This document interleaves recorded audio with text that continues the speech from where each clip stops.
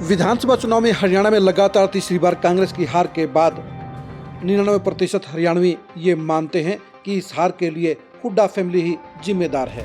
लेकिन हुड्डा फैमिली में भी भूपेंद्र हुड्डा और दीपेंद्र हुड्डा में से कौन ज़्यादा जिम्मेदार है, ये जानना भी बेहद जरूरी है।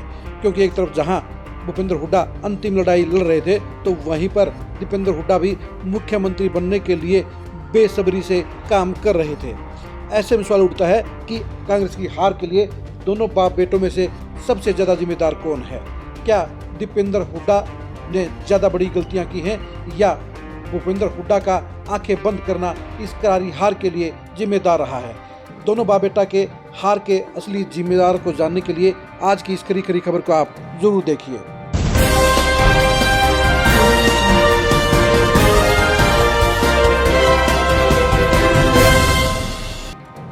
भूपेंद्र हुड्डा ने अपने बेटे दीपेंद्र हुड्डा को सीएम बनाने के लिए हर मुमकिन कोशिश करने का काम किया।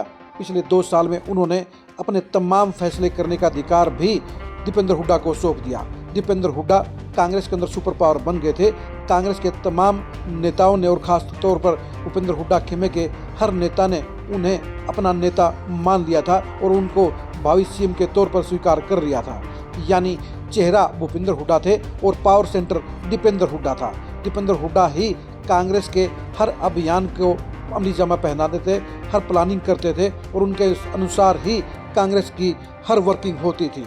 यानी भूपेंद्र हुड्डा ने दीपेंद्र हुड्डा को मुख्यमंत्री बनाने से पहले संगठन के अंदर भी तमाम नेताओं पर थोप दिया था, पार्टी पर थोप दिया था और हाईकमान के साथ खासतौर पर वेणुगोपाल और प्रभारी दीपक बाबरिया के साथ सेटिंग करके, जहां 6 महीने पहले ही सीएम के तौर पर अघोषित प्रोजेक्ट करके दीपेंद्र हुड्डा को हरियाणा मांगे हिसाब यात्रा के मोर्चे पर भी निकाल दिया था। यानी दीपेंद्र हुड्डा को सुपर पावर के तौर पर भूपेंद्र हुड्डा ने स्थापित कर दिया था।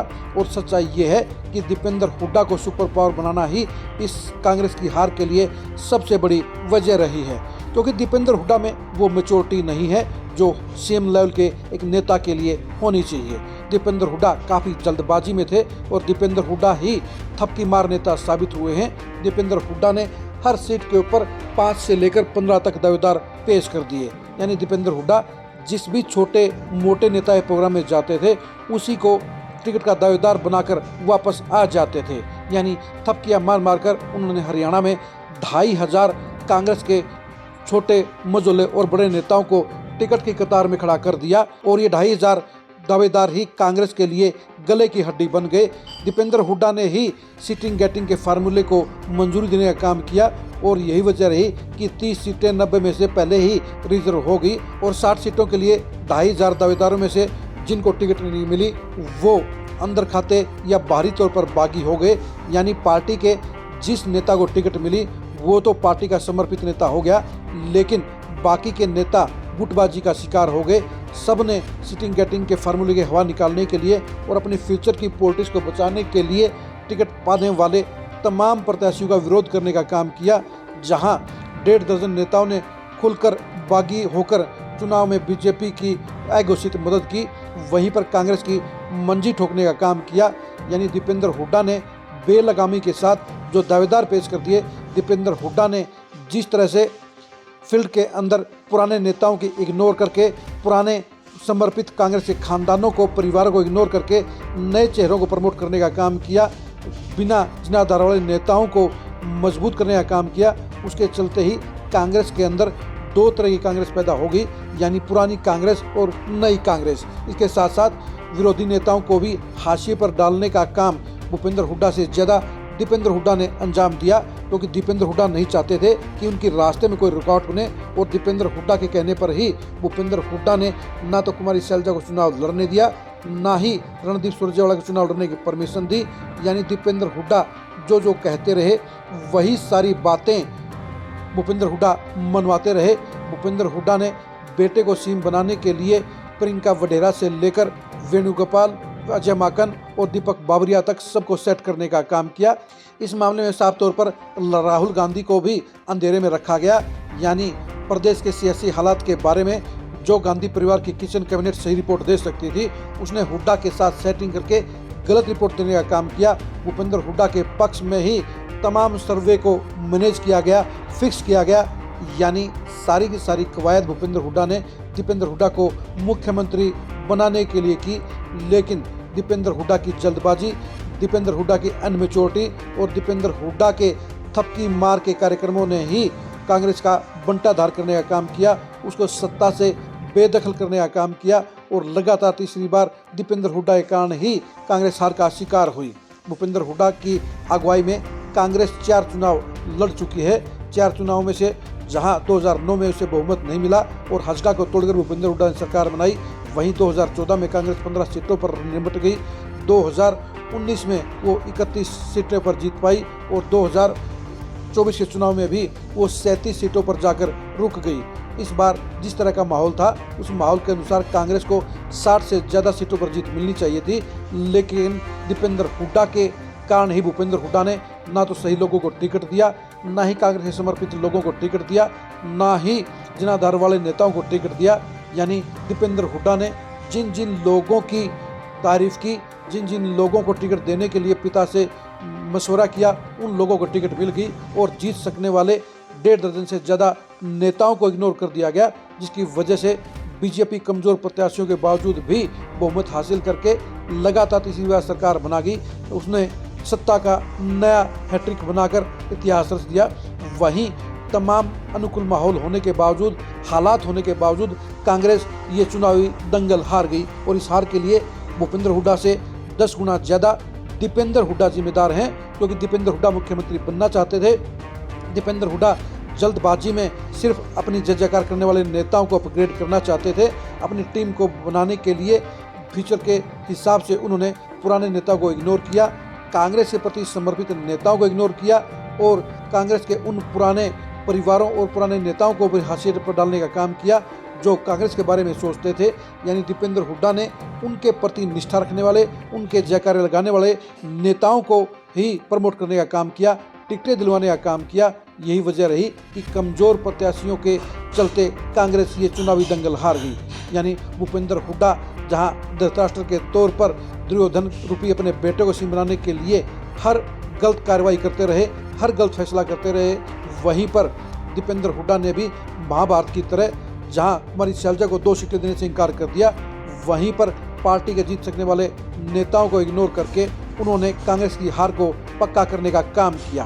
दीपेंद्र हुड्डा के ये हरियाणा है प्रधान के नारे साफ तौर पर इस बात को दिखा रहे थे कि वो अपने आप को नरेंद्र मोदी और अमित शाह से बड़ा मानते हैं। वो उनको हरियाणा का हिसाब देने की चुनौती दे रहे थे, लेकिन हरियाणा की जनता ने उल्टा दीपेंद्र हुड्डा से ही हिसाब मांग लिया और दीपेंद्र हुड्डा हिसाब देने में विफल रहे। यही वजह रही कि जनता ने जहां कांग्रेस को रिजेक्ट कर दिया, वहीं पर लगातार तीसरी बार बीजेपी को सत्ता का सरताज बना दिया। जिस तरह से दीपेंद्र हुड्डा जल्दबाजी में अपने आप को सीएम प्रोजेक्ट करते हुए अपने गाने चला रहे थे, जिस तरह से हर रैली के अंदर हुड्डा की सरकार बनेगी, हुड्डा सीएम बनेंगे और दीपेंद्र हुड्डा वाले गाने चल रहे थे, उसके चलते गैर जाट वोटरों में भी बड़ी नाराजगी पैदा होगी और ये माहौल बन गया कि कांग्रेस की सरकार नहीं आ रही है बल्कि बाबू बेटे की सरकार आ रही है। और इसलिए गैर जाट वोटर आखिर में आकर कांग्रेस के विरोध में लामबंद हो गए और बीजेपी के पक्ष में वोट देकर गैर जाट वोटरों ने बीजेपी की सरकार बनाने का काम कर दिया। यानी दीपेंद्र हुड्डा के नालायकियों के कारण, दीपेंद्र हुड्डा की गलतियों के कारण ही कांग्रेस का बंटाधार हुआ है। चुनाव प्रचार के दौरान दीपेंद्र हुड्डा के अलग अलग रंगों को आप इन वीडियो क्लिप में आप जरूर देखिए। दीपेंद्र हुड्डा किस तरह से ये हरियाणा है प्रधान के नारे लगा रहे थे, दीपेंद्र हुड्डा किस तरह से सिस्टम के फेल होने की बात कर रहे थे और दीपेंद्र हुड्डा कैसे बड़ी फीलिंग के साथ हेलीकॉप्टरों में सवार हो रहे थे। इन वीडियो को आप जरूर देखिए।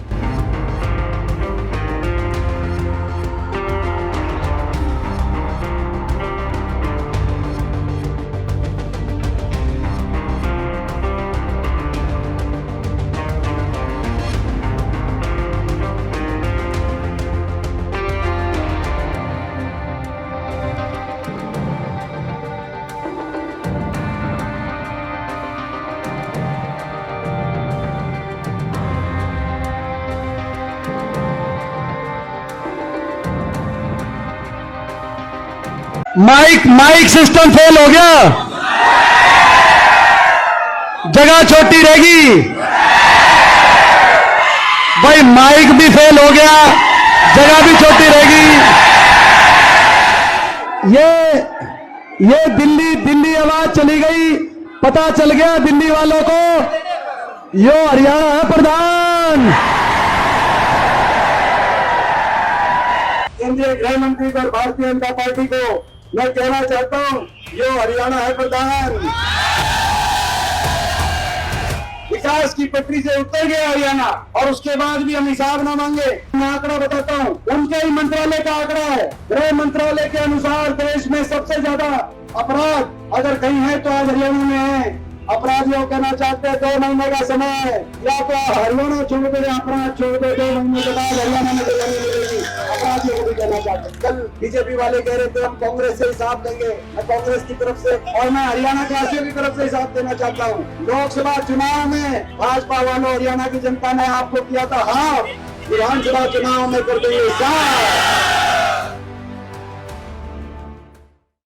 अगर हिसाब इनसे नहीं मांगे तो हिसाब किससे मांगे? और आप आए बिना हिसाब दिए आप चले गए। मैं आपको बताना चाहता हूं, ये हरियाणा है, ये हरियाणा है प्रधान।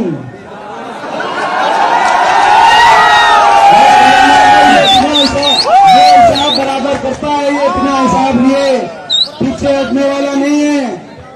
हिसाब तो लेंगे, हिसाब देना पड़ेगा। लोकसभा चुनाव में हरियाणा ने बीजेपी को किया हाथ, विधानसभा चुनाव में हम कर देंगे बीजेपी को हिसाब तो लेंगे। आपने वीडियो में देख लिया होगा कि दीपेंद्र हुड्डा अपने आप को हरियाणा का मुख्यमंत्री मानकर हर वर्किंग कर रहे थे, चुनाव प्रचार कर रहे थे, प्रत्याशियों का फैसला कर रहे थे और वो सारे कार्य अंजाम दे रहे थे जो उन्हें अपने हिसाब से अपने फायदे के लिए जरूरी लगते थे। आप कांग्रेस की हार के लिए भूपेंद्र हुड्डा और दीपेंद्र हुड्डा में से किसको ज़्यादा जिम्मेदार मानते हैं?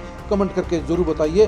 दीपेंद्र हुड्डा की गुलाबी गैंग वाली गतिविधियों के बारे में भी आप कमेंट करके जरूर बताइए।